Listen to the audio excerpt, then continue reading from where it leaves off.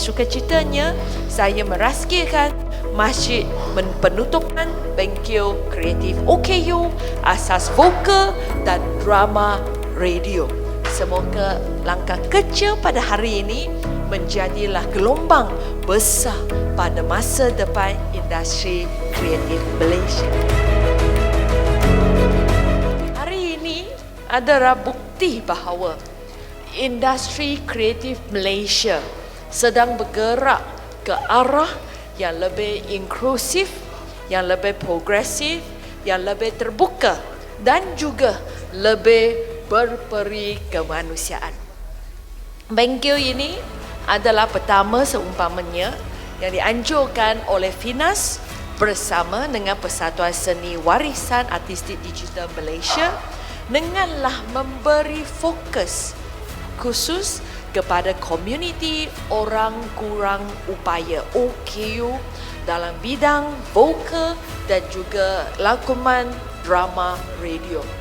Ini adalah satu langkah perintis dan saya percaya ia bukan yang terakhir.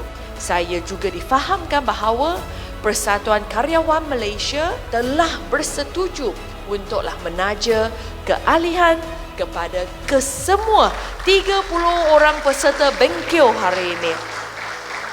Dan ini adalah pengiktirafan bahawa anda adalah sebahagian daripada industri ini.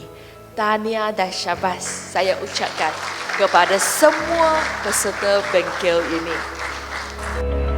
Ini merupakan kali pertama bengkel ini dianjurkan dan juga dapat sokongan penuh daripada Finas. Selama ini saya selalu buat bengkel lakonan-lakonan asas dengan rakan-rakan artis, dengan belia-belia di luar sana dan mereka semua adalah orang-orang yang normal. Tapi kali ini merupakan kali pertama saya mengajar untuk golongan-golongan OKU di mana mereka ni kalau kita lihat memang memang orang kurang upaya lah daripada segi fizikal dan ada juga daripada segi mental. Tapi apa yang saya boleh katakan, mereka ni sangat luar biasa dan mereka hanya mengambil masa yang sangat orang kata minima untuk menerima apa sahaja pembelajaran yang saya ajarkan kepada mereka dan mereka boleh applykan balik dalam masa yang sangat singkat. Golongan-golongan OKU ni mereka menganggap ilmu ini adalah untuk mereka merubah masa depan dan juga boleh dijadikan sebagai satu batu loncatan untuk mereka lebih berpeluang di luar sana. Saya rasa bersyukur kan sebab terpilih mengikuti bengkel ni. Apa yang saya dapat, banyaklah ilmu-ilmu yang saya dapat. Teknik-teknik drama radio ni, mula daripada vokal, lepas tu ekspresi wajah, lepas tu pernafasan. Banyaklah yang saya dapatkan yang boleh dimanfaatkan untuk pengajian saya juga.